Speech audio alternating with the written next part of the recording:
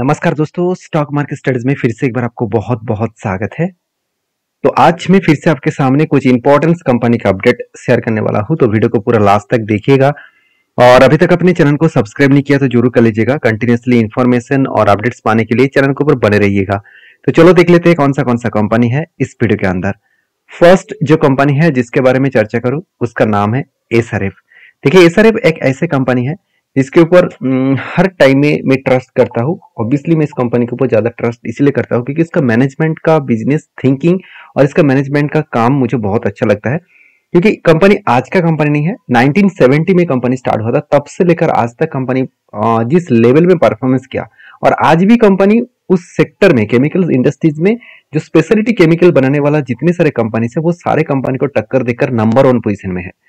तो और कंपनी की सबसे मजेदार बात क्या है जानते हैं? इस कंपनी का टोटल जो रिटर्न है जब से कंपनी स्टार्ट हुआ मार्केट में, जब से लिस्टिंग हुआ, उस लिस्टिंग डेट से आज तक अगर देखेंगे तो बीएससी में जब लिस्टिंग हुआ तब से लेकर करीबन 8 लाख परसेंटेज के आसपास रिटर्न दिया। 8 लाख परसेंटेज के आसपास मतलब आप समझते हैं। एक बार मैं अमाउंट यहाँ पे लिख लेता हूँ। 8 लाख परसेंटेज का मतलब यहाँ पे 80,000 हो गया, अभी देखिए 8 लाख हो गया। तो सॉरी, माफी चाहता हूँ, मैंने 8 लाख गलत लिख दिया।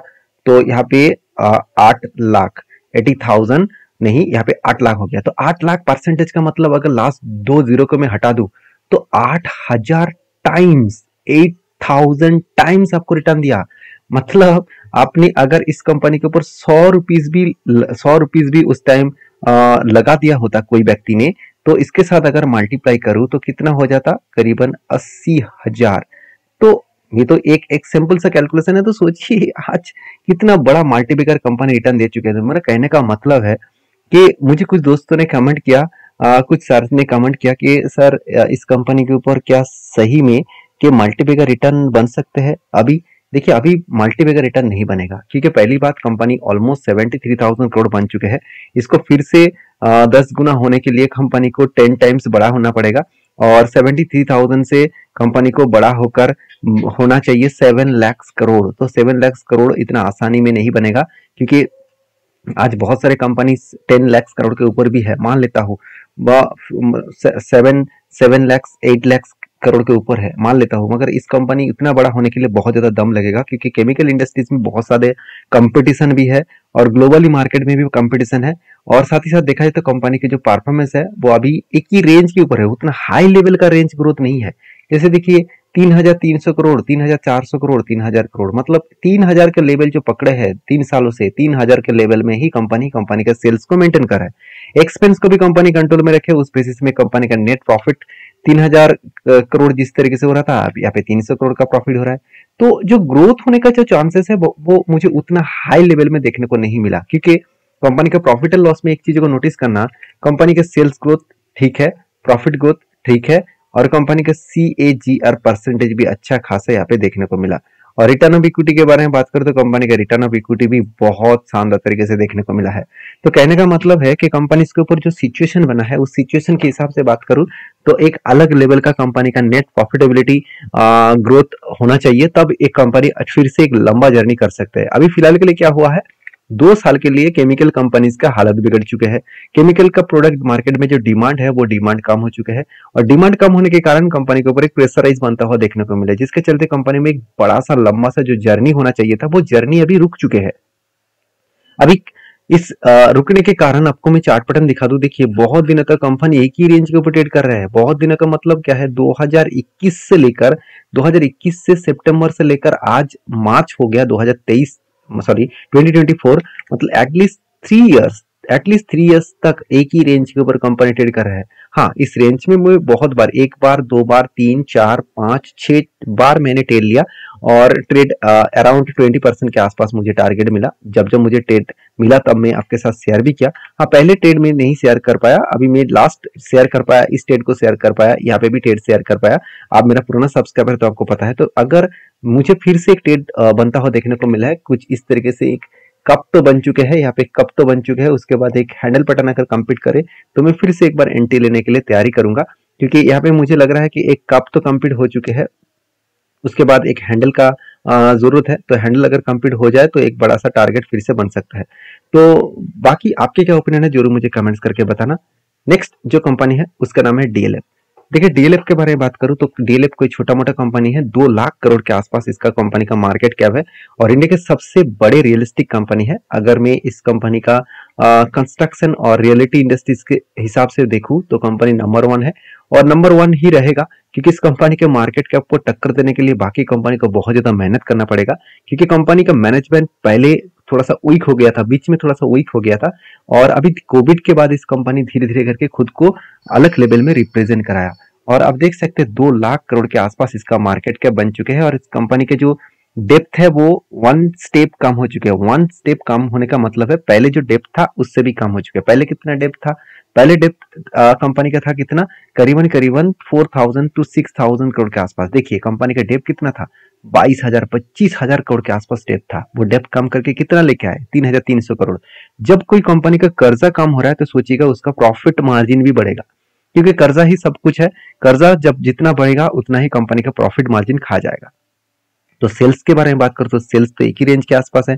एक्सपेंस को मिटाने के बाद कंपनी का नेट प्रॉफिट वो भी देखेंगे 379 से 518 करोड़ और 656 करोड़। तो एक अलग लेवल का प्रॉफिटेबिलिटी ग्रोथ यहाँ पे देखने को मिले। जब प्रॉफिटेबिलिटी ग्रोथ इतना शानदार तरीके से ग्रोथ हुआ तब इस कंपनी के ऊपर और भी जर्नी बढ़ चुके हैं और इसीलिए एज ए इन्वेस्टर आप देखेंगे तो वो भी इस कंपनी के ऊपर लगातार बाइंग कंटिन्यू कर रहा है। जैसे म्यूचुअल फंड के पास 4%, एफआईएस के पास 15% और आदर्श के पास, आदर्श का मतलब है इंस्टीट्यूशन जो देखा जाए तो म्यूचुअल फंड के साथ साथ जो डोमेस्टिक इन्वेस्टर है उसके पास भी होल्डिंग्स है और प्रोमोटर के पास भी जबरदस्त होल्डिंग्स है, अराउंड 74%। तो हर दिशा से देखा जाए तो कंपनी के ऊपर अच्छा खासा इन्वेस्टमेंट और अच्छा खासा बिजनेस देखने को मिला है। इसके चलते कंपनी के ऊपर लगातार एक धमाका हुआ है। तो जब मैंने ट्रेड एक लिया था, एक इस तरीके से कुछ ट्रायंगल पैटर्न बना था, तब मैंने एक ट्रेड लिया और मैंने आपके साथ शेयर भी किया। जब ट्रायंगल पैटर्न को ब्रेकआउट करेगा तो इसका जो लेवल है, इस लेवल मार्किंग मैंने किया और यहाँ पे जो जो लेवल बना था इस लेवल को मैंने क्या किया, यहाँ पे मार्किंग किया और इस मार्किंग को यहाँ पे बिठा दिया। जब ब्रेकआउट हुआ था तब मुझे यहाँ पे 46% के आसपास टारगेट मिला और फिलहाल के लिए मैंने उसके बाद कोई भी एंट्री नहीं ले पाया, क्योंकि लगातार वो भागते चले जा रहे थे और मुझे कोई पैटर्न्स नहीं दिख रहा था, तो मैंने ट्रेड नहीं लिया। हाँ, एक बात मैं जरूर कह सकता हूँ कि यहाँ पे जिस तरीके से करेक्शन हुआ, यहाँ पे देखिए 2 तरीके से सपोर्ट बना है। सपोर्ट को ध्यान दीजिएगा। यहाँ पे देखिए एक रेंज में अगर ड्रॉ करूँ, चलो मैं यहाँ पे रेंज ड्रॉ कर देता हूँ, एक मिड रेंज यहाँ पे ड्रॉ कर देता हूँ और भी आपको समझने में आसानी होगा। देखिए यहाँ पे क्या हुआ, ऊपर गया, इस लेवल को रिटेस्ट किया, नीचे आया, फिर से इसको ब्रेकआउट किया। ब्रेकआउट करने के बाद ऊपर जाने के बाद एक बार वो रिटेस्ट जरूर करेगा। तो फाइनली रिटेस्ट किया, रिटेस्ट करने के बाद यहाँ पे वही रेंज को सपोर्ट के हिसाब से लिया जो पहले इसका रेजिस्टेंस था। तो सपोर्ट फेस किया, उसके बाद यहाँ से रीबैक करने का कोशिश करेंगे, क्योंकि जब भी कोई लेवल को स्ट्रांगली रेजिस्टेंस को वो ब्रेक करके ऊपर गया, जब नीचे आए उस लेवल को रिटेस्ट किया, मतलब यहाँ से फिर से जर्नी होना स्टार्ट और आपको देखने को मिल सकता है। तो कहने का मतलब है कि अभी डीएलएफ के ऊपर ट्रेडिंग करना, डीएलएफ के ऊपर इन्वेस्ट करना थोड़ा सा रिस्की जोन बन सकता है, क्योंकि डीएलएफ के ऊपर अगर मैं 1 मंथ के चार्ट पैटर्न ओपन कर दूं तो देखिए इसका जो लाइफ टाइम हाई है वो लाइफ टाइम हाई अगर देखा जाए तो 1086 के आसपास है। एक्चुअली इसका लाइफ टाइम हाई जो है वो करीबन 1222 के आसपास है और जिस तरीके से यू पैटर्न लेकर कंपनी काम करे, मुझे लग रहा है धीरे धीरे करके वो उस लेवल तक पहुंचने का कोशिश करेंगे। तो बाकी देखिए मेरे पास इस कंपनी के ऊपर कोई भी एज ए इन्वेस्टमेंट लेवल नहीं है।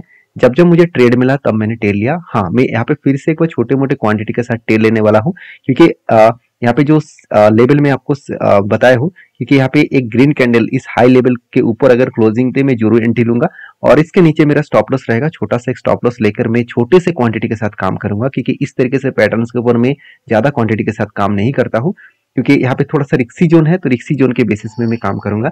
तो बाकी आपके क्या ओपिनियन है जरूर मुझे कमेंट्स करके बताना। नेक्स्ट जो कंपनी है उसका नाम है एफएल इंडिया। देखिए मैं इस वीडियो के आगे बढ़ने से पहले मैं रिक्वेस्ट करूंगा इस वीडियो को एज ए एजुकेशन पर्पस में लेना। मेरे तरफ से कोई भी बाय एंड सेल का रिकमेंडेशन नहीं है।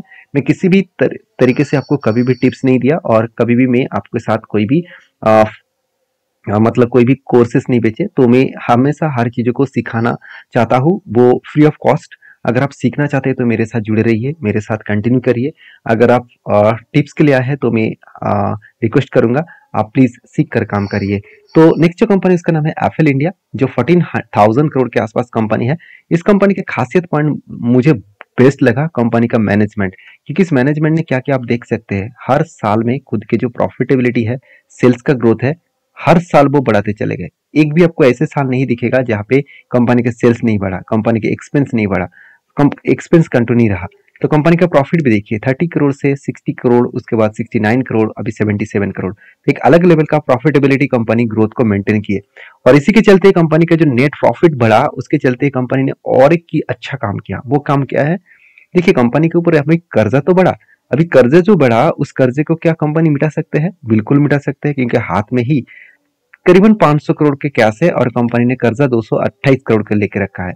मतलब जो कर्जा हाथ में है, सॉरी, जो कैश हाथ में है उससे 50% कम खुद के कर्जा है। तो मतलब इजीली वो उस पैसे को वो इजीली सारी चीजों को वो मिटा सकते हैं। बाकी इस कंपनी के ऊपर एज ए इन्वेस्टर, प्रोमोटर से लेकर एफएसडीएस पब्लिक, हर किसी के पास आपको अच्छा खासा होल्डिंग्स आपको देखने को मिल जाएगा। तो मैं इस कंपनी के ऊपर बुलिश ऑब्वियसली हूँ, और साथ ही साथ में एक चीज आपको यहाँ पे ये भी कहूंगा, फिलहाल के लिए एफएल इंडिया के ऊपर मेरा जो ट्रेड था वो टारगेट अचीव हो चुके हैं।